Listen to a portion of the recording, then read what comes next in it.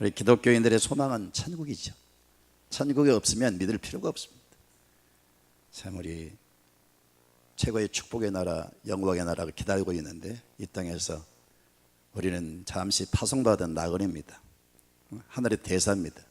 사명을 다 마치고 우리는 승리의 모습으로 하늘나라에 입성할 수 있길 원합니다. 어느 책을 보니까 행복한 사람이 되기 위해서는 이런 조건들이 있어야 된다는 겁니다. 늘 낙관적인 생각을 하라는 겁니다. 항상 긍정의 마음을 가지시고, 두 번째는 늘 좋은 기분을 유지하라. 세 번째는 환경의 지배를 받지 말고 환경을 지배하는 사람이 되라. 또 네 번째는 늘 미소, 웃음을 지으라는 겁니다. 이런 통계가 있답니다. 늘 웃고 사는 사람에게는 질병이 왔다가도 도망친답니다. 다섯 번째는 늘 감사하는 마음을 가지라.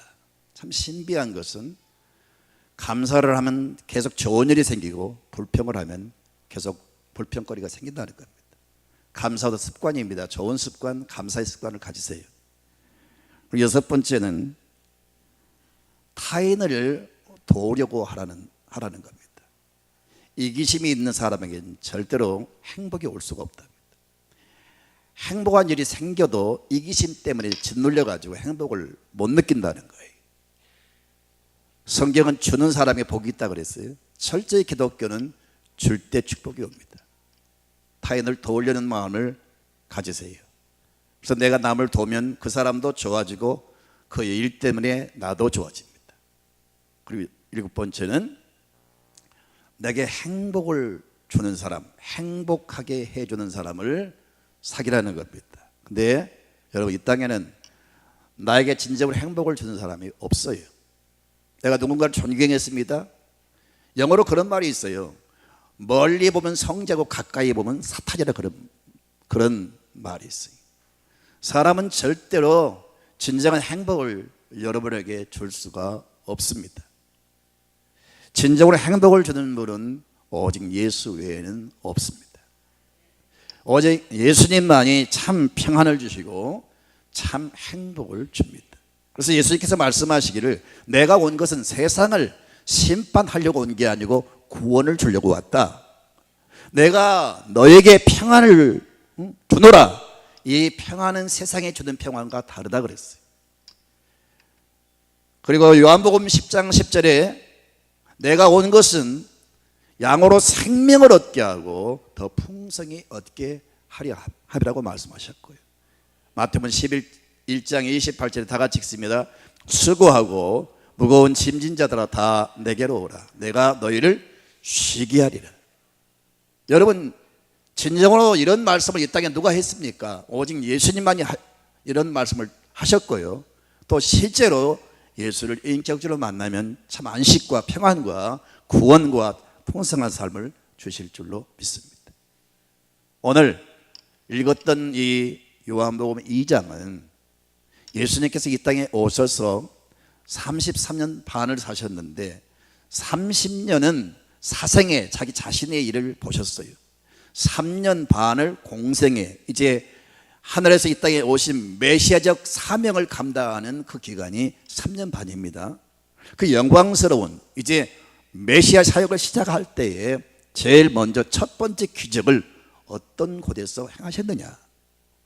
바로 새로운 삶을 시작하는 결혼식을 하는 혼인집에 예수님이 가셔서 그곳에서 첫 번째 기적을 행하셨습니다. 무엇이든 첫 번째는 참 의미가 있잖아요. 자, 당시에 사람들은 예수님을 별로 대단한 존재로 여기지를 않았어요. 별 볼 일 없는 존재로 그렇게 생각했습니다.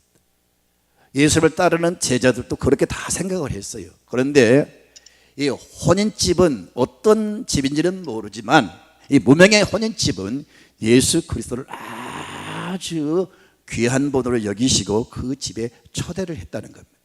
초대받은 예수님이 그 집에 가서 잔치 그 상에 앉으셨는데, 당시에 이 이스라엘은 가장 잔치집 중요한 것이 바로 포도주입니다. 날씨가 건조하고 그리고 비가 오지 않는 그 지역은 그리고 주된 농사가 포도 농사 아닙니까? 그래서 포도를 으깨 가지고 즙을 짜서 그것을 이제 음료수로 사용하는데 잔치집에 가장 중요한 것이 바로 포도주예요. 호남 지방에 가면요, 가장 중요한 그 잔치의 메뉴가 뭐냐면요, 홍어회요. 홍어.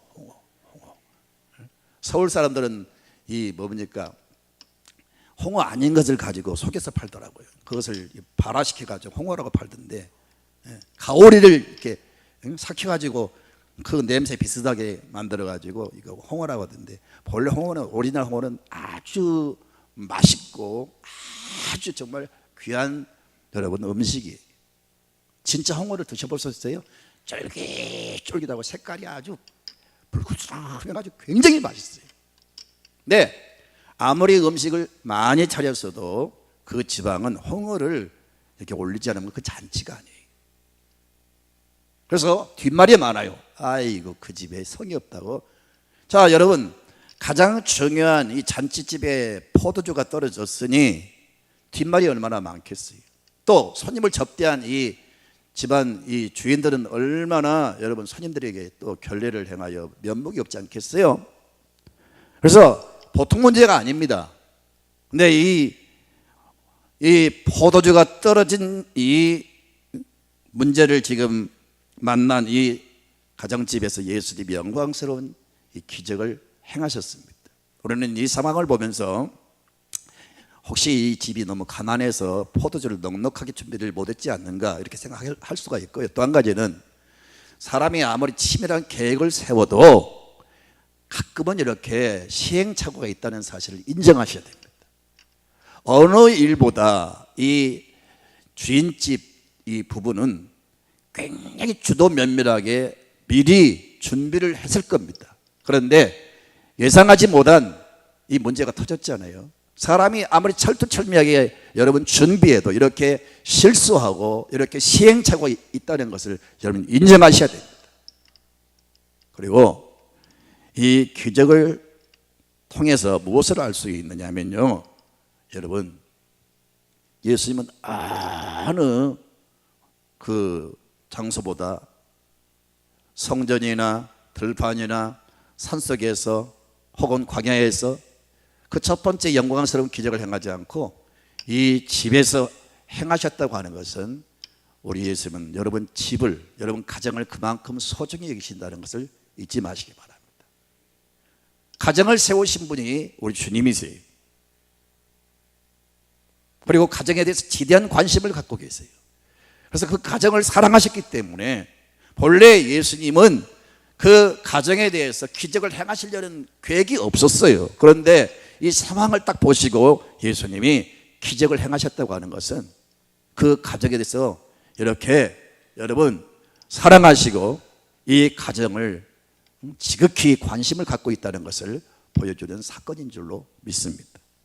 사랑하는 성도 여러분, 이 11절을 보면 표적이라는 말이 나옵니다. 표적.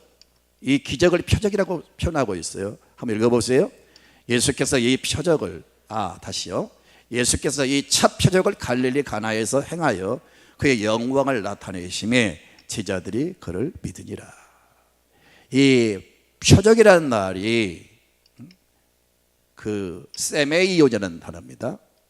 목적이 있는 기적, 그런 뜻이에요. 그러니까 예수님이 기적은 행하셨지만 그냥 맹목적으로 기적을 행하신 게 아니고 이 상황은 분명히 갑자기 이 포도가 떨어지니까 예수님이 기적을 행하셨는데 이 갑자기 기적을 행하셨다 할지라도 기적을 행하신 목적이 있다는 거예요. 표적이라는 말은 그런 의미가 있어요. 예를 들어서 이렇게 설명할게요. 교회를 딱 나가면 오목교 딱 표지판이 있어요. 예를 들어서 근데 표지판을 아무리 용접을 하고 막 쇠붙이를 이렇게 용접을 해가지고 페인트를 칠하고 또 여러분 아무리 고급스러운 금색깔을 칠했다 할지라도 그걸 수고롭게 설치를 했다 할지라도 이 표지판이 거기에 세워진 것은 그걸 자랑하려고 세운 게 아니란 말이에요. 그 표지판이 세워진 것은 오목교라고 하는 그 지역을 알려주기 위해서 세워진 겁니다. 예수님이 기적을 행하신 것은 기적 그 자체의 목적이 있는 게 아니고 이 기적을 통해서 나타내시려고 하는 의도가 있단 말이에요. 그걸 표적이라 그렇게 말합니다. 우리 인생에 그 어떤 것도 여러분 의미가 없는 게 없어요. 다 의미가 있고 여러분 분명한 하나님의 섭리가 있습니다. 그래서 여러분 어떤 일을 당하든지 거기에 하나님의 메시지가 있어요. 하나님의 어떤 뜻이 있어요. 그걸 볼 수 있는 눈이 열리길 바라고요. 그 하나님의 섭리를 깨닫는다면 어떤 경우에도 우리는 감사하는 사람이 될 줄로 믿습니다. 이 기적을 통해서 우리 예수님이 무엇을 보여주시느냐, 바로 첫 번째, 예수님이 자신이 하나님께로부터 오신 메시아인 것을 보여주시는 겁니다. 인류 역사 가운데 이런 기적을 행한 사람이 있습니까? 구약 성경을 보면 하나님 보내신 메시아가 이 땅에 오시면 많은 기적을 행하신다 그랬어요. 바로 이런 여러 가지 기적들을 행하시면서, 첫 번째 이 기적을 행하시면서 사람이 할 수 없는 것을 이렇게 기적으로 보여주시면서 내가 하나님께서 약속한, 내가 하나님께서 보내시겠다고 약속한 메시아다 하는 것을 거기에서 보여주는 겁니다. 할렐루야. 두 번째는 메시아 되신 예수님의 능력이 얼마나 위대한가를 보여주십니다. 세 번째는 여러분 궁극적으로 예수를 결국은 믿도록 하기 위함입니다. 사실은 그 집안의 문제를 해결하지만 예수님은 여기에서 자기 영광을 나타내셨다 그랬어요. 그래서 이렇게 메시아의 것을 나타내시고 능력을 나타내셔가지고 결국은 많은 사람들로 하여금 마음이 열려서 이 기적의 주인공 예수님을 믿도록 하기 위함입니다. 네 번째는 예수를 믿으면 모든 사람이 복된 인생으로 바뀐다는 것을 보여주십니다. 아멘입니까? 여러분, 예수님은 이 땅에 오신 목적이 여러분 복을 주기 위해서 오셨습니다. 행복을 주기 위해서 오셨습니다. 우리를 잘 되도록 하기 위해서 오셨습니다. 예수님이 그 자리에 계시고 예수님을 마음에 모셔드리고 예수님과 함께하고 예수님의 그 뒤를 따르고 예수와 동행하는 사람은요, 반드시 어떤 상황도 좋은 상황으로, 축복의 상황으로 바뀌게 될 것입니다. 이 집 주인이 그 많은 사람을 초대하고 이렇게 중간에 가장 중요한 메뉴 포도주가 떨어졌다고 하는 것은 굉장히 지금 이 주인은 참 큰 문제를 지금 만난 거지. 두고두고 가보니 수치를 당할 수 있는 그런 문제입니다. 그런데 우리 주님이 그 자리에 계셨기에 그 가정은 복된 가정이 되고 가장 먼저 예수님의 기적을 나타낼 수 있는 장소를 제공한 의미 있는 가정이 되고, 기적을 체험함으로 이 집안은 정말 하나님의 영광으로 가득 찬 가정이 됐잖아요. 여러분, 내 삶에 우리 주님이 계시면 반드시 여러분 상황은 바뀔 겁니다. 여러분 가정은 복된 가정이 될 것입니다. 아무리 지금 다급하고 지금 어려운 문제가 지금 직면했다 할지라도 반드시 상황은 역전되고요, 좋은 역사가 있을 줄로 믿습니다. 오늘 말씀에 아주 돋보이는 사람이 있어요. 누구지? 마리아입니다. 자, 그 집에 마리아도 초대를 받아 갔습니다. 딱 상황을 보니까 벌써 포도가 떨어졌어요.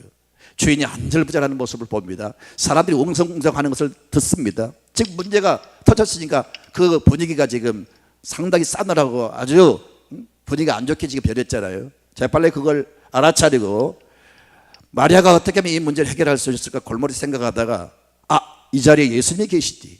마리아는 자기 몸을 통해서 예수님이 태어났지만 자기 아들로 생각을 하지 않아요.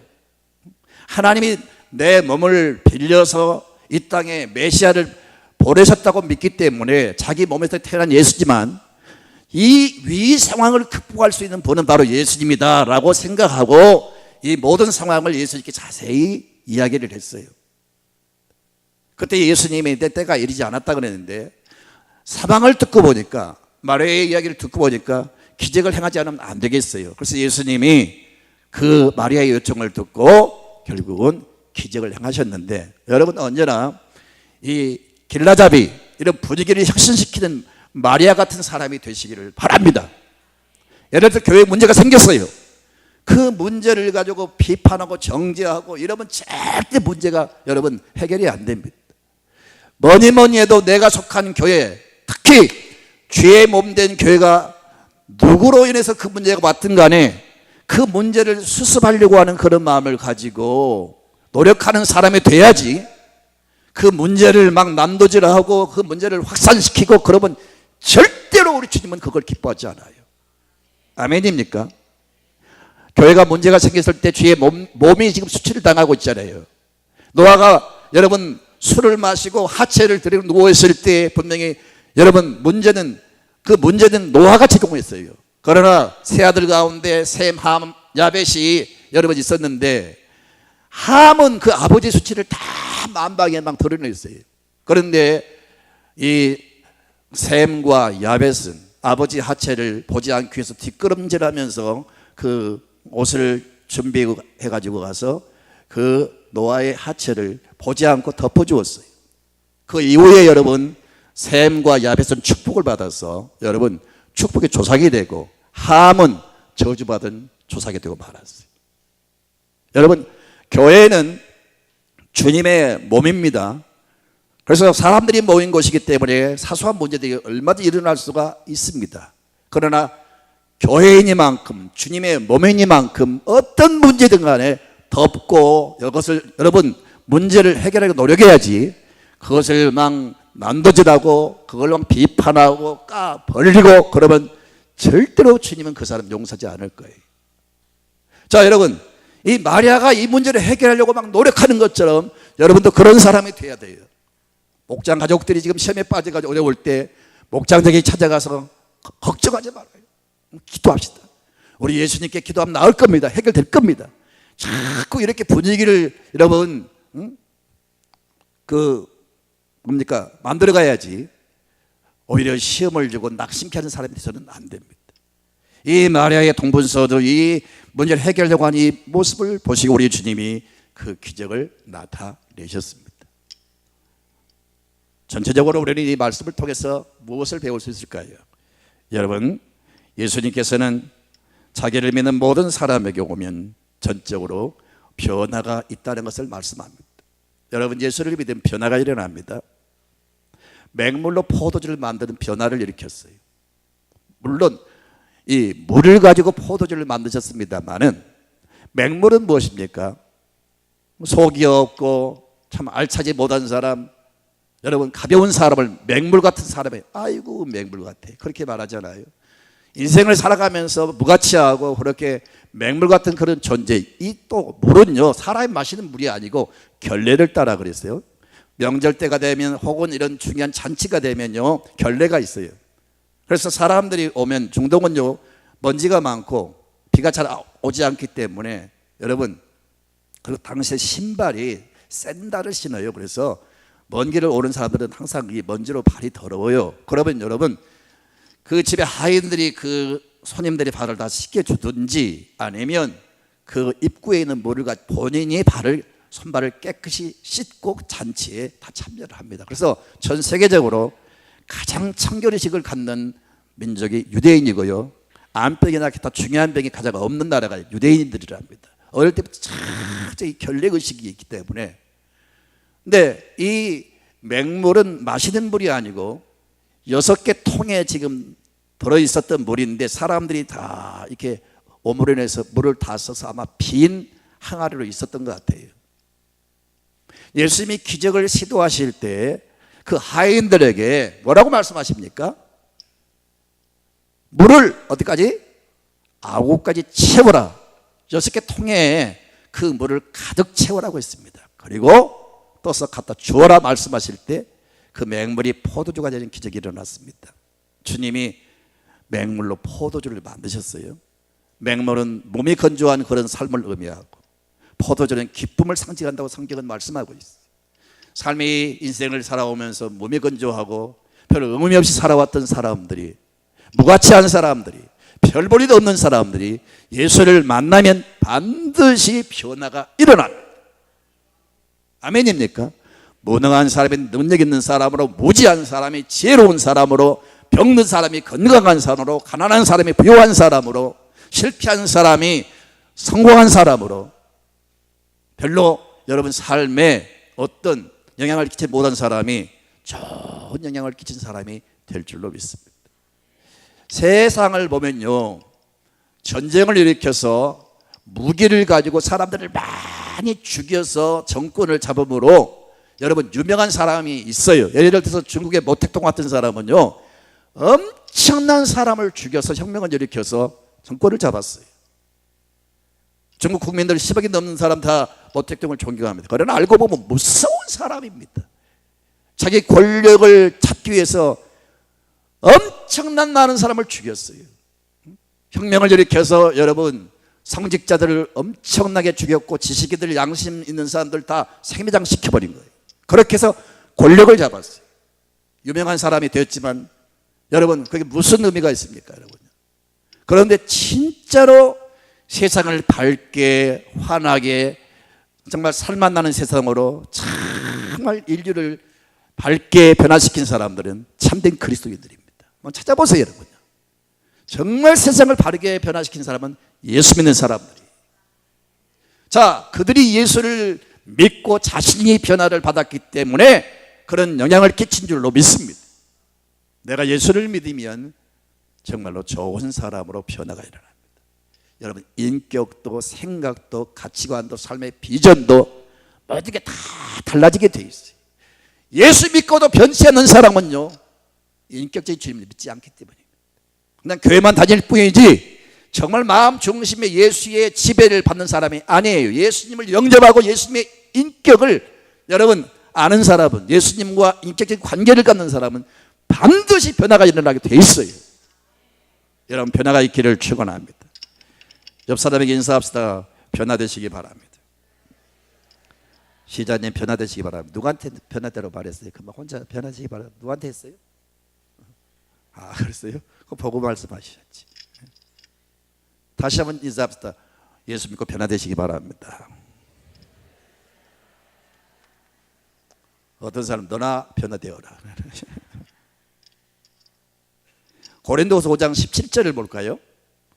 시작. 그런즉 누구든지 그리스도 안에 있으면 새로운 피조물이라. 이전 것이 지나갔으니 보라 새 것이 되. 예수 믿으면 인격도 그 영혼도 그 사람 자신도 삶도 비전도 가치관도 모든 삶 목적도 신분도 위치도 다 변화가 일어나요. 놀라운 축복의 사람으로 변화가 일어날 줄로 믿습니다. 자, 뉴턴이라는 사람이 있어요. 지금 미국의 흑백 갈등이 심하잖아요. 얼마 전에 여러분 흑인들 그 경찰들 흑인을 죽이고 흑인들이 경찰을 막 조준 사격을 하고 그래서 많은 지금 살상자가 일어나고 있는데 어제도 제가 어떤 영상을 보니까 흑이 지금 누워가지고 무서워서 누워가지고 손 들고 살려달라고 소리를 지르는데 쏴버리더라고요. 그래서 지금 흑백 갈등이 심히 지금 일어나고 있습니다. 얼마 전에 그 흑인들 희생자들 장례식을 치르는 그 자리에 오바마 대통령이 참석을 했어요. 흑인 지도자들이 많이 모였고 지금 엄청난 많은 사람들이 모였어요. 대부분 흑인이에요. 오바마가 그 강단에 올라서서 아메이징 그레이스를 딱 불렀어요. 나 같은 죄인 살리신 주님의 은혜 놀라와.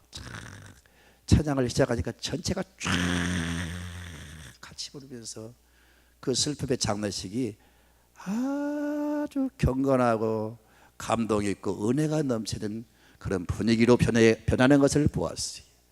같이 우리 이 찬송 한번 부릅시다.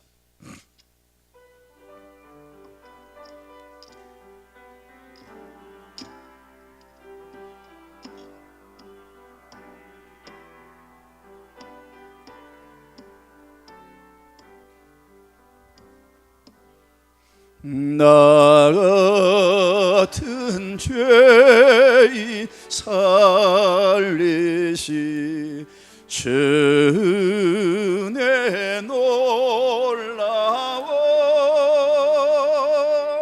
잃었던 생명 찾았고 광명으로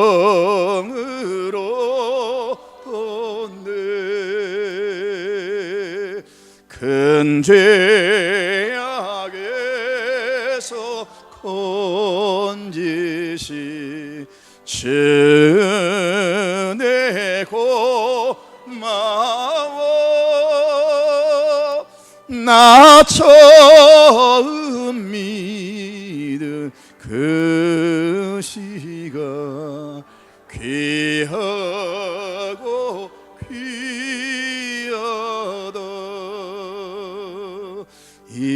이제껏 내가 산 것도 주님의 은혜라.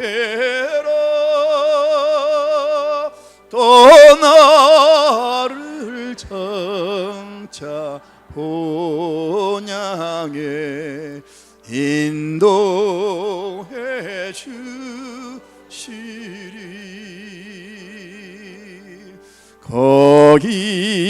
거기서 우리 영원히 주님의 은혜로 해처럼 밝게 살면서 찬양하리라.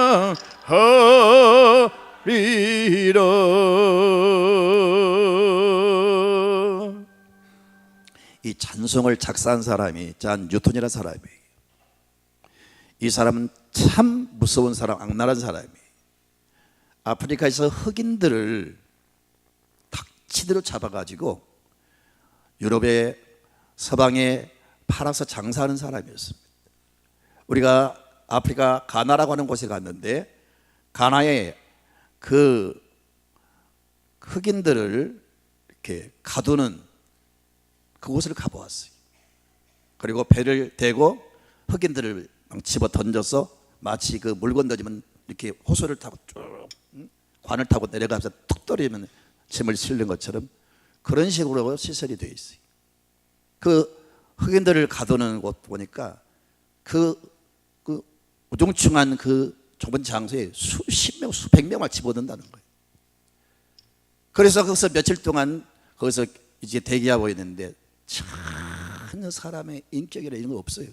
그리고 혹시 도망칠 것 같으니까 도망을 못 가도록 그 주변에 호수가 있어요. 이렇게 물이 담긴 이 큰 이게 뭐라고 합니까? 수로가 있어요. 거기에 악어를 풀어가지고 도망을 못 가게 해가지고 배가 도착하면 그대로 막 집어 던지면 그 흑인들 이렇게 관을 타고 내려서 배에 툭 떨어지면 이제 탁치들어 집어 넣는 거죠. 그렇게 해서 이제 실고 파는데 만약에 흑인들이 배에서 무슨 뭐 이상한 소리를 한다든지 반항하면 그대로 막 집어 던져서 고기에 밥이 되게 했던 아주 무서운 사람이 바로 저 사람이었어요.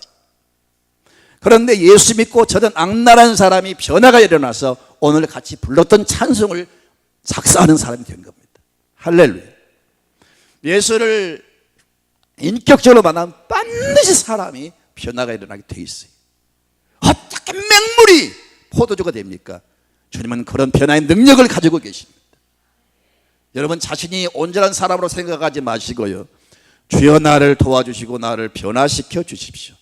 자꾸 주님께 자신을 의탁하면 주님이 가장 멋지고 아름다운 모습으로 우리를 근본적으로 변화시켜 주실 줄로 믿습니다. 아멘입니까? 여러분 이 땅에 우리가 수많은 것을 먹고 마시고 수많은 걸 보지만 만족이 있습니까? 그러나 예수를 믿으면 그 심령에 만족을 주실 줄로 믿습니다. 경건한 사회학자 막스 로나라는 사람이 그런 말을 했어요. 지금 우리는 과거의 어느 때보다도 많은 자유를 누리고 있고 행동의 제약을 받지 않고 살아가고 있습니다. 그러나 놀라운 것은 하고 싶은 것, 가고 싶은 곳, 생각하고 싶은 것을 마음대로 하면서도 진정으로 기쁨을 누리지 못하고 있다는 사실입니다. 그래서 우리는 이 시대를 기쁨을 잃어버린 시대라 그렇게 말할 수 있습니다. 그렇게 말을 했어요. 진짜 그래요. 사람들 마음에 기쁨이 없어요. 근데 예수를 믿으면 그 심령의 변화가 일어나서 기쁨이 넘칠 줄로 믿습니다.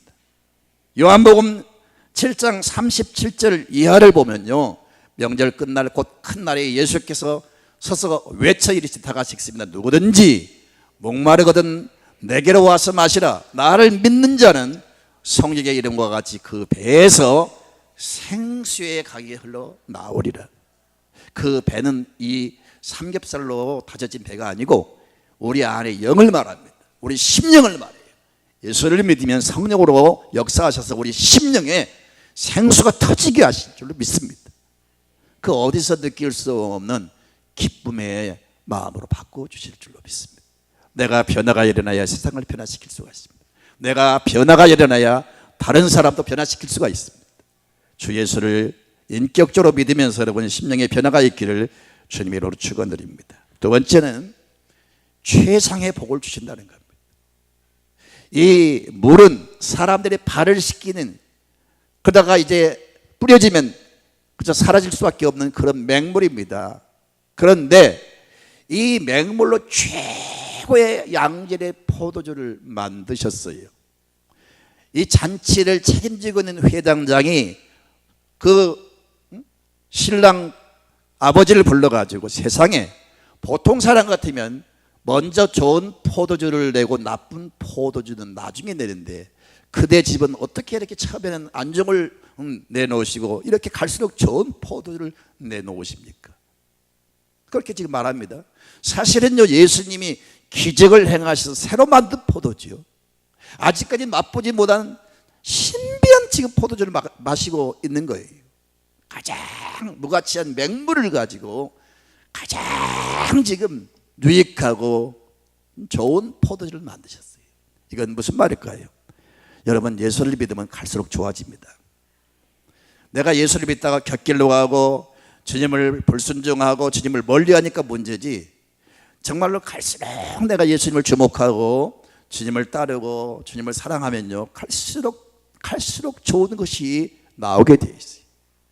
그래서 내 시작은 미약하였으나 내 나중은 심히 창대하라는 그런 말씀이 있어요. 같은 맥락의 말씀이에요. 예수를 믿으면 갈수록 좋은 일이 있을 줄로 믿습니다. 그래서 이 맹물을 가지고 정말 최상의 포도주를 만드신 거예요.